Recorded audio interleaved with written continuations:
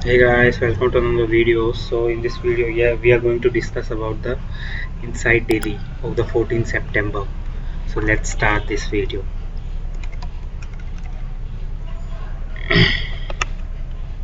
So there's some crystal concepts of this video. Like first one is the Battle of Saragarhi. It's a very famous movie on this. Kesari of Akshay Kumar. Next is the National Financial Reporting Authority (NFRA), National Commission for the Minorities. Next one is Insolvency and the Bankruptcy Code. Next one is what is input tax credit, what is Groundswell report on the climate change, the climate actions and the financial mobilization dialogue, T1 plus settlements. So these are mostly economics concepts. So what is the Battle of Saragarhi? So modern history from the about middle of 18th century until the present, significant events, personalized and issue like September 20 marks the 124th anniversary of the Battle of Saragarhi. So we'll start one thing step by step. We will make the notes of this also. So that will be good for us to make it on the priority. And I'll I'll share these notes with you also. Okay. So I'll make the notes with this video. Let's come to notes. So we will keep it the folders here. Is a GS1, GS2. So this one is GS3. This one is GS4. Okay, and this one is for the prelims. Good. So we will make the today's notes here. So let's come to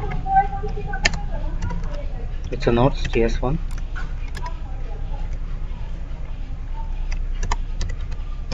it's a GS2, it's a GS3, it's a GS4. Yeah, we don't need for the GS4 in this, I know. And this one is pre. This one is pre.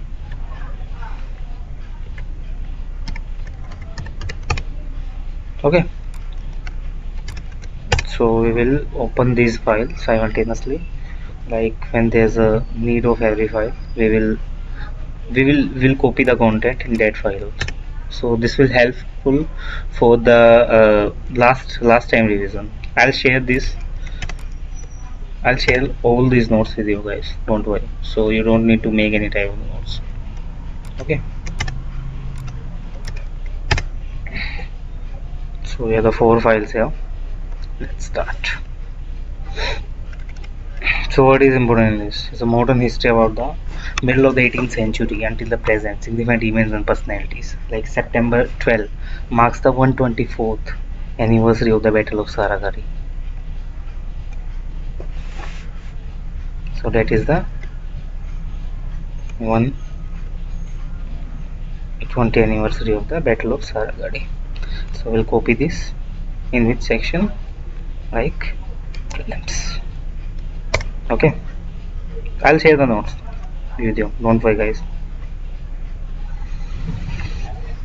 So what is Battle of Saragarhi? Battle of Saragarhi was fought on the 12th of September 1897. It's considered one of the finest last stands in the military history of the world. 21 soldiers from the British Army were pitted against the 8,000 Afridi and the Orakzai tribes. Yeah, Orakzai tribes. So this is a tribe completely popular in the Afghanistan. So this is important for us. Orakzai tribes.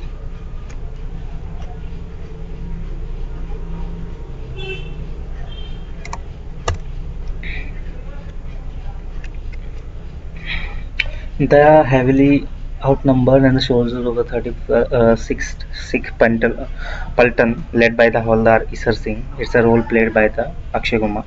Fought till their last breath, killing the 200 rivals and injuring the 600.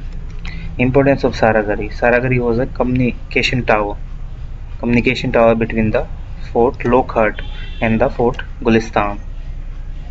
So this is a communication tower between the Fort Lockhart and the Fort Gulistan. The two fort is the rugged northwest frontier (NRFT), now in the Pakistan, was built by the Maharaja Ranjit Singh, but renamed by the Britishers. The Saragarhi helped to link the two important forts, which housed a large number of the British troops in the rugged and the terrain of NFEC. The legacy, making a departure from the tradition of not giving the gallantry medals. Queen Victoria awarded the 21 dead soldiers. It's the highest award in the British history. 36 Sikh Indian Order of the Merit, along with the two Marabas and 500 each. The Britishers, who regained the control of the fort after a few days, used the burnt bricks of the Saragarhi to build an obelisk for the martyrs. They also commissioned the Gurudwara at the Amritsar and the Firozpur in their honor. That's a very good thing.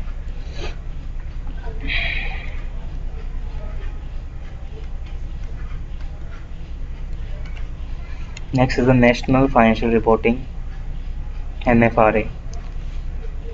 It seeks to enhance the engagement with the stakeholders. NFRA reporting will set up a single stakeholder advisory group as well as a research cell to support the group. A large majority of the respondents have expressed the urgent needs for the settlement mechanism rather than the prolonged standalone lawmaking process. NFRA was constituted on the 1st of October 2018 under the section of Companies Act 2013. Why it was needed? In the wake of the accounting scams, a need was felt to establish an independent regulators for the enforcement for the audit standards and ensuring the quality of the audit to enhance the investors' public confidence in the financial disclosures of the company. The Companies Act requires the NFRA to have a chairperson will appointed by the central government in the maximum of the 15 members, like this a part-time or the full-time. Functions and the duties.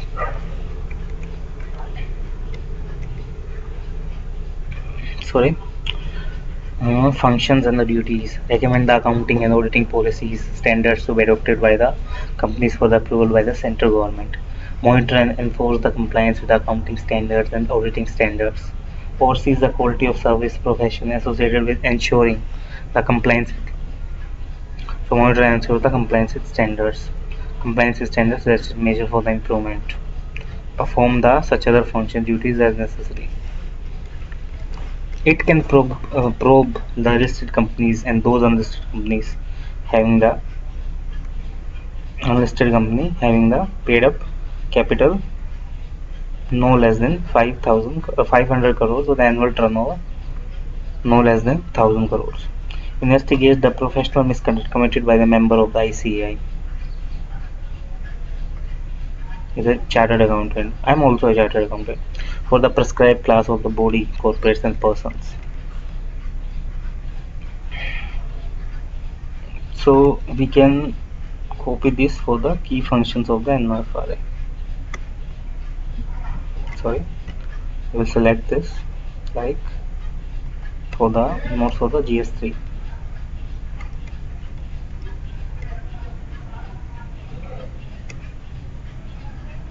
Key functions of the NFRA.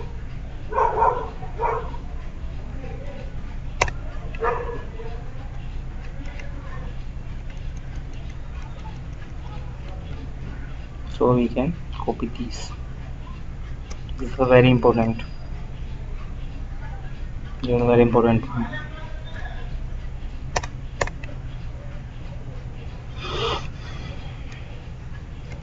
Next one.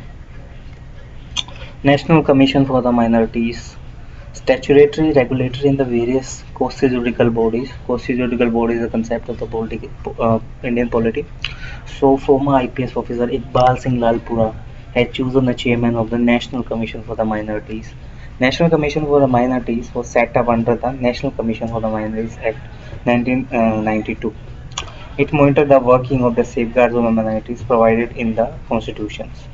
So this is the important for prelims.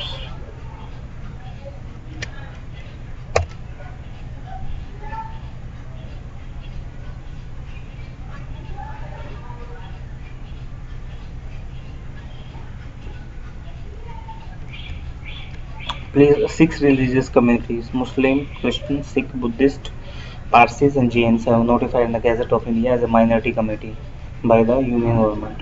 Oh, previously I don't know about this.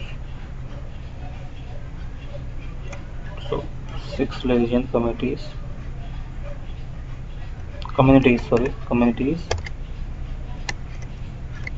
minority. Which one is this? Muslim, Jains and Parsis. So these are the minority committees.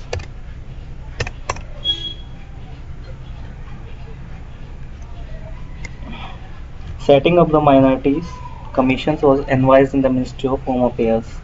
In the 1984, Minority Commission was detached from the Ministry of Home Affairs and placed under the new created Ministry of Welfare. In the 1992, the National Commission for the Minorities Act and the MC became the statutory body was renamed as the National Commission for the Minorities. In the 1993, 5 religious communities was notified as a minor committee. In the 14, Jains was also notified as a minor committee. NCM consists of the chairperson, vice person, and the 5 members, all of them from the amongst minority committees. Total of the 7 persons should be nominated by the central government, and among us the person of eminence and ability of integrity. Each member holds the office for the period of 3 years from the date of the assumption of the office. Other constitutional provisions to safeguard the minorities. Article 15 or the 16, Article 25 or the 26, and the Article 25 or the 29. Article 350B. These are the some articles for the minorities. Linguistic minorities, like on the basis of language. So mainly it's the rights considered by the minority committees.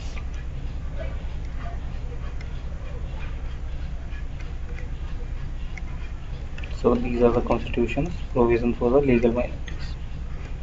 Next one is the Insolvency and Bankruptcy Code. This is a very good initiative by the central government. Effect of the liberalizations on the economy, changing in the industrial policy and their effect on the industrial growth. Supreme Court has said judicial delay was the main reason for the failure of the insolvency design in the India prior to the 2016 Insolvency Bankruptcy Code.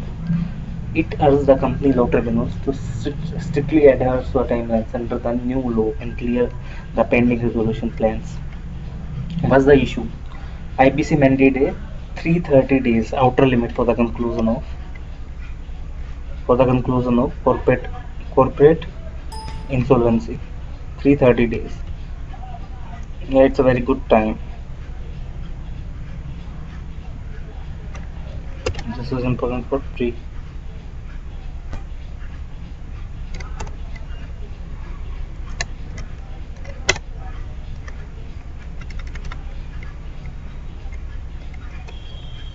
IBC code.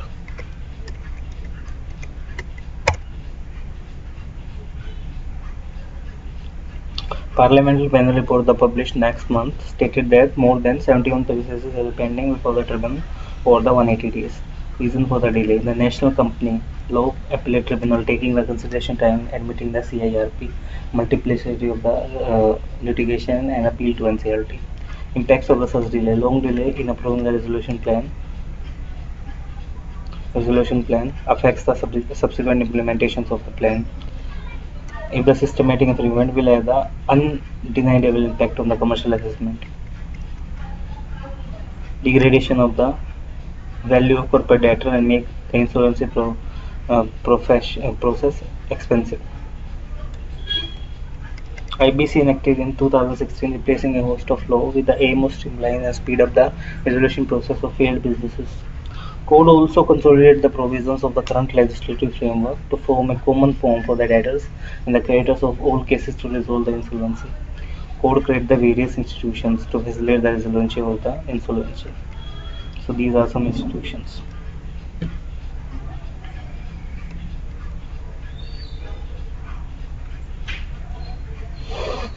Next one is, what is input tax credit? Indian economy and issuing relating to the planning mobilization of resources. Supreme Court has confirmed that the Madras High Court judgment, which applied a fiscal formula included in the central GST to execute the refund of unutilized ITC accumulated on the account of input tax. The Madras High Court has held the last year the section 53(4) of the Central Goods and Services Tax, which allow for the refund of income tax credit where the accumulation is due to inverted the duty structures, does not infringe on the Article 14 of the Indian Constitution. It said the refund of tax on the input, not the input tax service, was available under the inverted duty structure.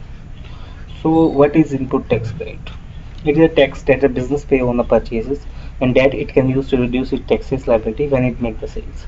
Like Mr. A purchased the goods for the 1 crore and pay the taxes on those goods.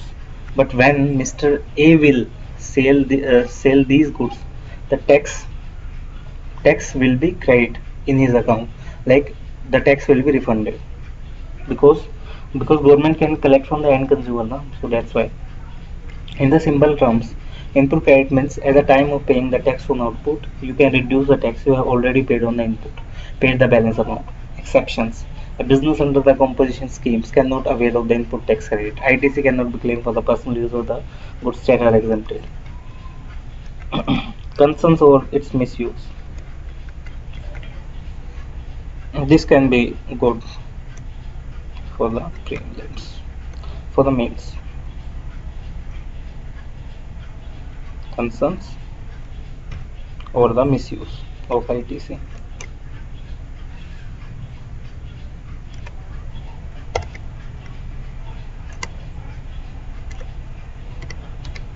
Input tax credit.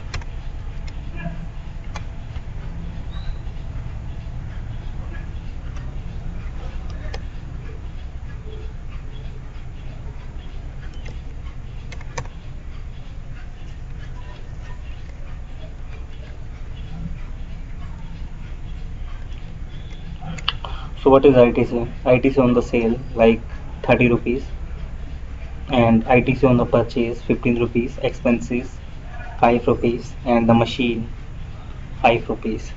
So it's a 10 10 10 5 5 20 and the 30. So 10 rupees is the input GST or the ITC credit. Groundswell report on the climate change. Conservation related issues. The report was recently released by the World Bank.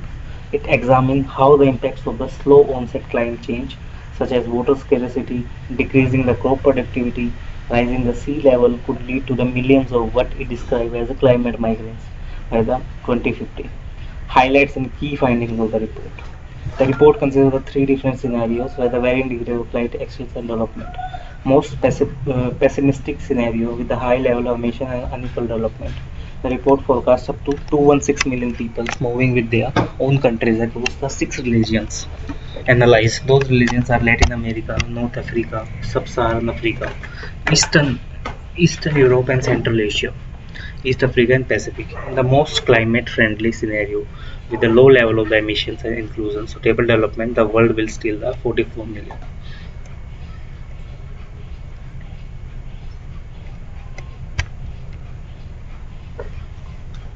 So these are the groundswell for the Africa.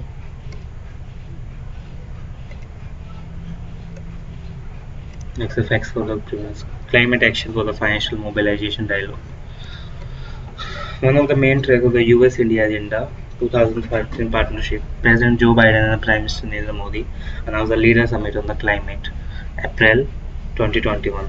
It was launched recently to provide both India and United States an opportunity to renew the collaboration on climate change and also advancing the grants and concession of finance. This envisions the Paris Agreement for the India.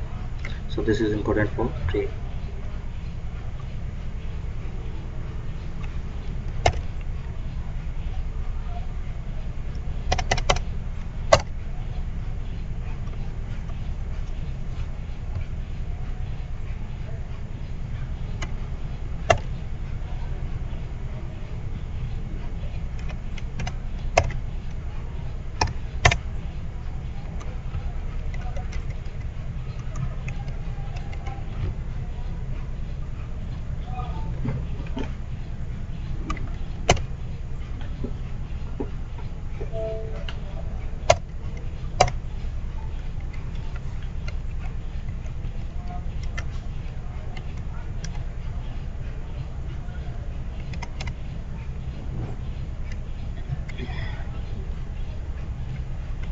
What is T+1 system? SEBI has offered the T+1 settlement system for the stock exchange in India, like transaction day plus 1 day. Stock exchange agreed to proposal, investors will get the money for share they sold and bought in the account fastest. Like now there is a T+2 day system, and they are proposed the T+1 system. Settlement date of security transaction. T stands for transaction date, number date of the 1 plus 2 and denote.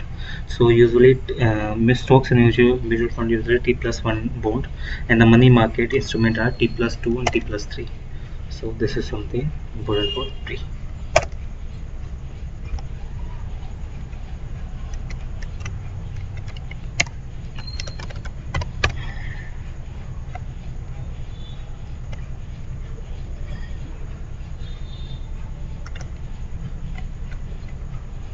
So this is something.